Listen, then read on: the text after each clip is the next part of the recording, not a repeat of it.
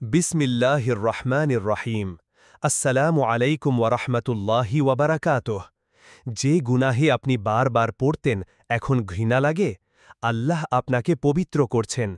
প্রিয় ভাই, বোন, বন্ধুগণ, জীবনের এমন কিছু অধ্যায় থাকে যখন মানুষ এক গুনাহের পাদে বারবার পড়ে, চেষ্টা করেও বের হতে পারে না, প্রতিবার তওবা করেও আবারও সেই গুনাহে জড়িয়ে পড়ে।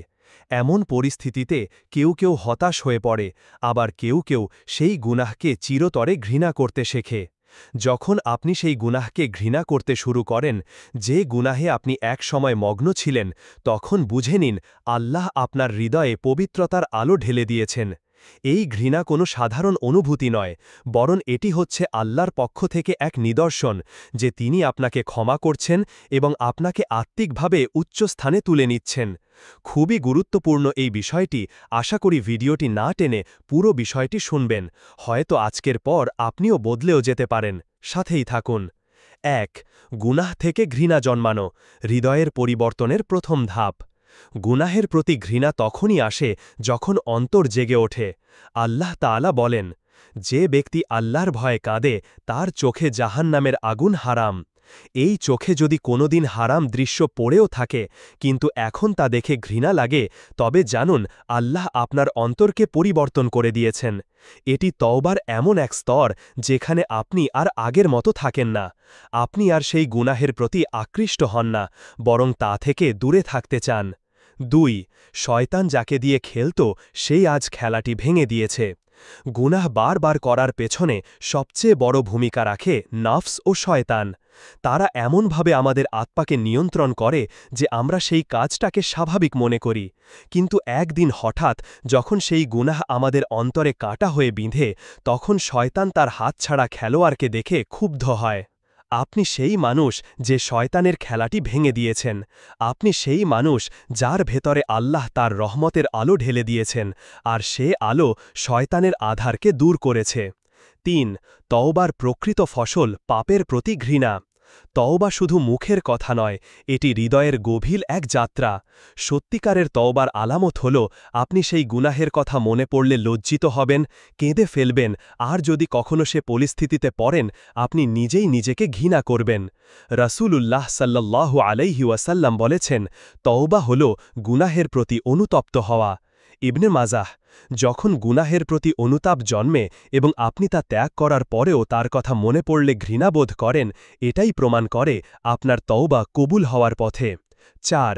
কেন আল্লাহ আপনাকে এমন ঘৃণা দিয়েছেন? এটি কোনো সাধারণ মানসিক অবস্থা নয়। গুনাহে বারবার পড়া অনেকেরই অভ্যাস হয়, তারা চাইলেও ছাড়তে পারে না। কিন্তু যখন আপনি সেই গুনাহকে নিজেই ঘৃণা করতে শুরু করেছেন, এটা আল্লাহর পক্ষ থেকে একটি চিহ্ন।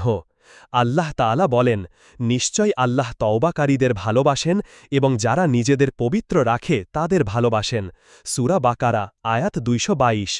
আপনি পবিত্র হতে চাচ্ছেন, আর সেই কারণে আল্লাহ আপনাকে সেই গুনাহের প্রতি বিতৃষ্ণা দিয়েছেন।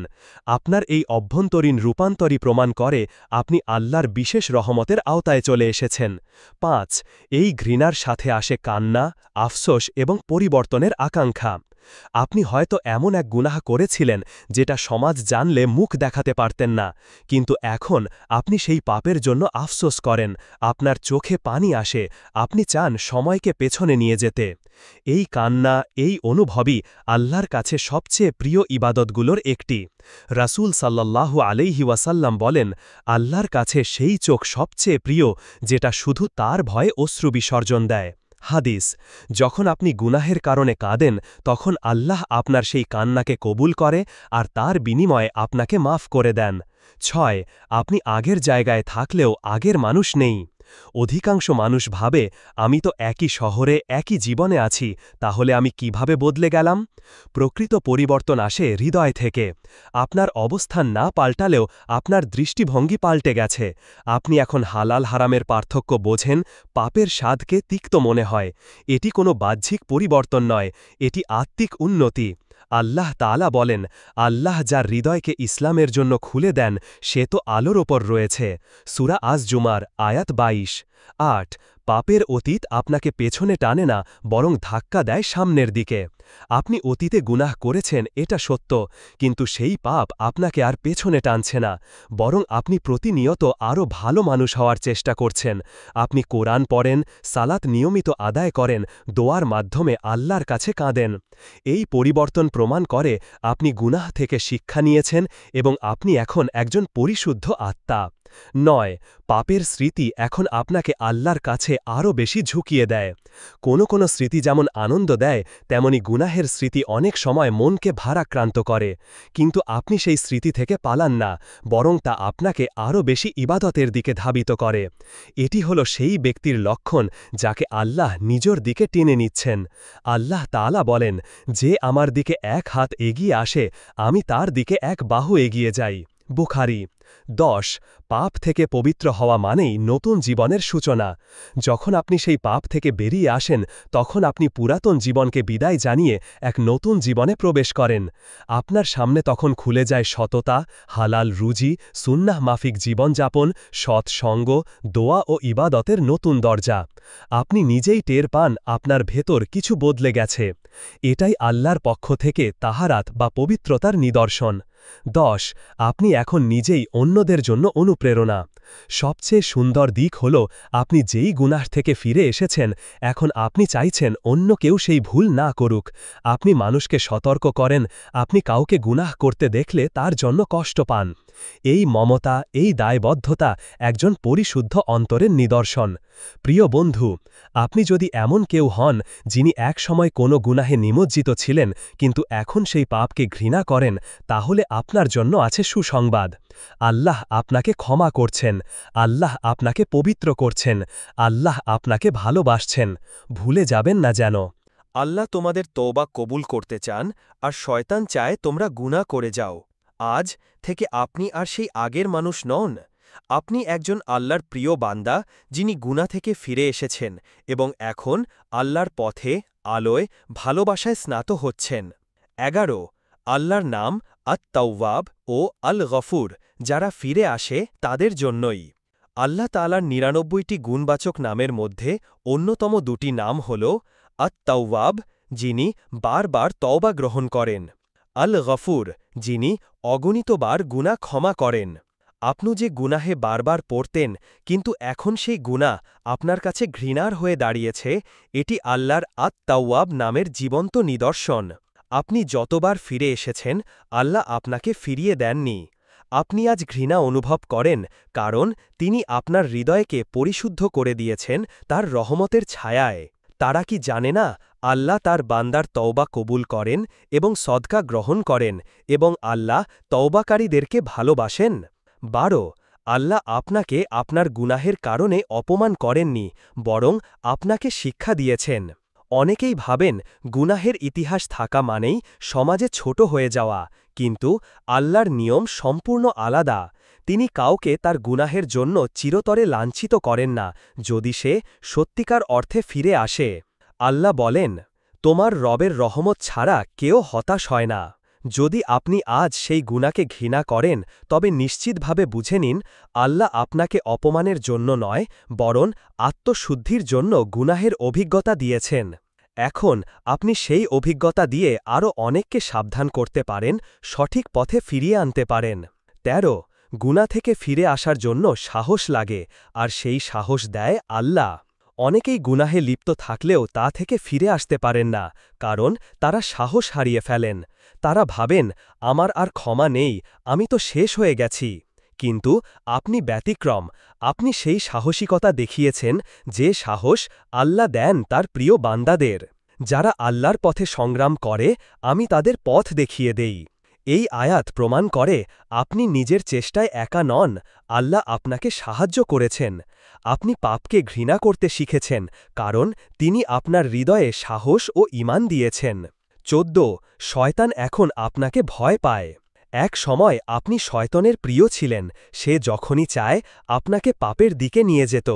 কিন্তু এখন আপনি সেই পথে আর যান না, বরং নিজেই অন্যদের সেই পথ থেকে সাবধান করেন। এখন আপনি সেই অস্ত্র, যার দ্বারা অন্যরা রক্ষা পেতে পারে। রাসূলুল্লাহ সাল্লাল্লাহু আলাইহি ওয়াসাল্লাম বলেন, তোমাদের মাঝে যে ব্যক্তি কোনো মন্দ কাজ দেখে সে যেন তা হাত দ্বারা প্রতিহত করে, না পারলে মুখে, না পারলে অন্তরে, আর সেটাই হল সবচেয়ে দুর্বল ঈমান। আপনি এখন অন্তরে পাপকে ঘৃণা করেন, এমনকি শয়তানও আপনার এই অবস্থান দেখে ভয় পায়। 15 আপনি এখন নফসের জিহাদ করছেন, এটি আল্লাহর চোখে সবচেয়ে বড় ইবাদত। রাসূল সাল্লাল্লাহু আলাইহি ওয়াসাল্লাম এক যুদ্ধ শেষে সাহাবীদের বলেছিলেন, আমরা ছোট জিহাদ থেকে বড় জিহাদের দিকে ফিরলাম। সাহাবারা জিজ্ঞাসা করলেন, হে রাসূল, বড় জিহাদ কি?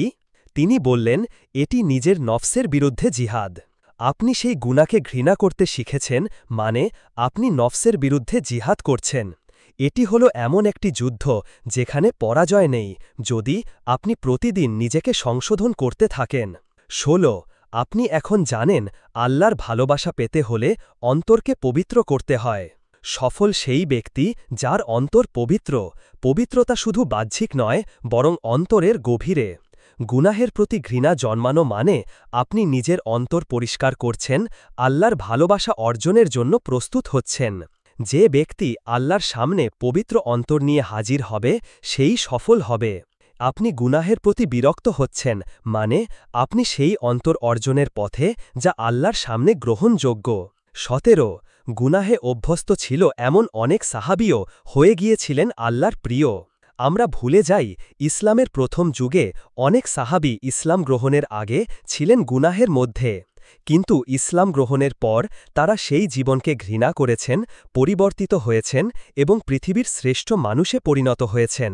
যেমন হজরত ওমর রাদিয়াল্লাহু আনহু ইসলাম গ্রহণের আগে কঠোর ও মুসলিম বিদ্বেষী ছিলেন, কিন্তু পরেই তিনি ইসলাম রক্ষার অন্যতম প্রধান সেনানী হন। হজরত খালিদ বিন ওয়ালিদ এক সময় মুসলমানদের বিরুদ্ধে যুদ্ধ করেছেন, পরে তিনি হলেন সাইফুল্লাহ, আল্লাহর তরবারি। তাদের জীবনে যে গুনাহ ছিল সেটি তাদের শেষ নির্ধারণ করেনি, বরং তাদের পরিবর্তনই তাদের মর্যাদাকে বাড়িয়ে দিয়েছেন। আপনার জন্য আছে সেই পথ, আপনার অতীত যতই পাপময় হোক না কেন, আপনার ভবিষ্যৎ হতে পারে সবচেয়ে উজ্জ্বল। 19 আপনি হয়তো সমাজে ছোট, কিন্তু আল্লাহর কাছে অনেক বড়। সমাজ আপনাকে আগের গুনাহের কারণে বিচার করতেই পারে, কিন্তু আল্লাহ বিচার করেন আপনার নিয়ত, আপনার অনুশোচনা আর আপনার পরিবর্তন দেখে। আপনি সেই মানুষ যিনি নিজের ভুল বুঝে নিয়েছেন এবং আজ সেই ভুলকে ঘৃণা করেন। রাসূলুল্লাহ সাল্লাল্লাহু আলাইহি ওয়াসাল্লাম বলেন, তওবাকারী ব্যক্তি যেন সে কখনো গুনাহই করেনি। এটা কি আশার কথা নয়? আপনি যেসব গুনাহ করতেন, আল্লাহ যদি তা মাফ করে দিয়ে বলেন সে তো পবিত্র, তাহলে এর চেয়ে বড় সম্মান আর কি হতে পারে? প্রিয় বন্ধু, এখন থেকে আপনি গুনাহের ঘৃণা ছড়িয়ে দিন। আপনি গুনাহ থেকে বেরিয়ে এসেছেন, এটা আল্লাহর পক্ষ থেকে এক মহা নিয়ামত। এখন আপনার দায়িত্ব অন্যদের মাঝে এই ঘৃণা ছড়িয়ে দেওয়া। মানুষকে শেখান কিভাবে তওবা করতে হয়, কিভাবে গুনাহ থেকে বেরিয়ে আসতে হয়। একজন মানুষ যদি আপনার মাধ্যমে হিদায়াত পায়, তবে রাসূলুল্লাহ সাল্লাল্লাহু আলাইহি ওয়াসাল্লাম বলেন, যদি একজন মানুষও তোমার মাধ্যমে হিদায়াত পায়, তবে তা লাল উষ্ট্রার থেকেও উত্তম। বুখারী। আপনার অভিজ্ঞতা, আপনার কান্না, আপনার অনুশোচনা, এই সবই অন্যদের জন্য পথপ্রদর্শক হতে পারে। মনে রাখবেন, যে গুনাহে আপনি বারবার পড়তেন, এখন আপনি সেই গুনাহকে ঘৃণা করেন। এটি কোনো দুর্ঘটনা নয়, কোনো হঠাৎ অনুভূতি নয়, এটি আল্লাহর পক্ষ থেকে দেয়া এক পবিত্র নিয়ামত। আপনি আজ নিজেকে শুধরেছেন, আপনি নিজেই প্রমাণ, আল্লাহ তার বান্দাকে কখনো ছেড়ে দেন না। ভবিষ্যতে আরও অনেক পরীক্ষায় পড়বেন, কিন্তু আজ আপনি জানেন যে গুনাহ থেকে আপনি ফিরে এসেছেন সে আপনাকে আর ছুঁতে পারবে না। আপনি এখন আল্লাহর পবিত্র বান্দাদের একজন। 21 আপনি এখন সত্যিকারের তওবাকারী। এটা শুধুই পাপ মোচন নয়, বরং নতুন পরিচয়। অনেকেই তওবা করাকে শুধু পাপ মোচনের একটি প্রক্রিয়া বলে মনে করে, কিন্তু বাস্তবে এটি এক নতুন জীবনের সূচনা। তওবা করা মানে আপনি শুধু আগের গুনাহকে ছেড়ে দেননি, বরং আপনি এখন নিজের নতুন পরিচয় তৈরি করছেন, একজন আল্লাহভীরু, আত্মশুদ্ধিতে রত মানুষ হিসাবে। আল্লাহ তাআলা বলেন, যারা গুনাহ করে, এরপর অনুশোচনা করে এবং সৎকর্ম করে, আল্লাহ তাদের পাপকে নেকিতে রূপান্তর করে দেন। সুবহানাল্লাহ। কল্পনা করুন আপনার সেই গুনাহগুলো যেগুলোর কথা ভাবলে আজ আপনি কেঁদে ফেলেন, আল্লাহ সেগুলোকেই নেকিতে রূপান্তর করে দিচ্ছেন। এটাই তো আল্লাহর অশেষ রহমত, তার ক্ষমার বিশালতা। ২২ আপনি এখন আল্লাহর আলোয় জেগে উঠেছেন, আর সেই আলো কেউ নিভাতে পারবে না। যখন কেউ গুনাহ থেকে ফিরে আসে এবং তা ঘৃণা করতে শুরু করে, তখন তার অন্তরে এক ধরনের আলো সৃষ্টি হয়। এই আলো অন্য কেউ হয়তো দেখতে পায় না, কিন্তু আল্লাহ দেখেন, ফেরেশতারা দেখেন। রাসূলুল্লাহ সাল্লাল্লাহু সাল্লাম বলেন, যখন বান্দা গুনাহ করে তখন তার অন্তরে একটি কালো দাগ পড়ে। যদি সে তওবা করে, ইস্তেগফার করে, তাহলে সেই দাগ দূর হয়ে যায়। তিরমিজি আপনার অন্তর এখন আগের তুলনায় অনেক বেশি পরিষ্কার। আপনি এখন অন্যায়ের প্রতিবাদ করতে সাহস পান, অন্যকে উপদেশ দিতে পারেন, নিজেকে নিয়ন্ত্রণ করতে পারেন। এই জাগরণই আল্লাহর পক্ষ থেকে দেয়া একটি নূর বা আলো, যা যত সময় যায় তত উজ্জ্বল হয়। ২৩ পাপের প্রতি ঘৃণা আপনাকে জান্নাতের পথে চালিত করছে। অনেক মানুষ জান্নাত পেতে চায়, কিন্তু তার জন্য প্রস্তুত হয় না। আর আপনি এমন মানুষ যিনি নিজের অন্তরকে গুনাহের বিরুদ্ধে প্রস্তুত করেছেন। আপনি এখন জানেন গুনাহ করলে অন্তর অন্ধ হয়ে যায়, হেদায়াতের পথ বন্ধ হয়ে যায়। আপনার এই চেতনা প্রমাণ করে আপনি জান্নাতের পথেই হাঁটছেন। আল্লাহ বলেন, যারা বলে, হে আমাদের রব, আমাদের গুনাহ মাফ করে দাও, আমাদের ওপর দয়া করো, আমাদের জাহান্নামের আগুন থেকে রক্ষা করো।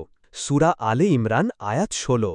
আপনার কান্না, আপনার ঘৃণা, আপনার অনুশোচনা, এই সবই হল জান্নাতের পথের পদচিহ্ন। ২৪ গুনাহের পর আপনার অশ্রু আল্লাহর কাছে সবচেয়ে মূল্যবান উপহার। দুনিয়ার মানুষ হয়তো কান্নাকে দুর্বলতা বলে, কিন্তু আল্লাহর কাছে কান্না হল সবচেয়ে মূল্যবান ইবাদত। বিশেষ করে সেই কান্না যা আপনি নিজের পাপ স্মরণ করে করেন।